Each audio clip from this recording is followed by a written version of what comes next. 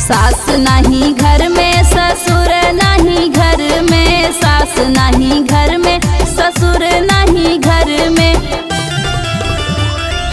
वही देवर खेले शिकार मधुबन में, वही देवर खेले शिकार मधुबन में। गोटेदार साड़ी चुभे नस नस में।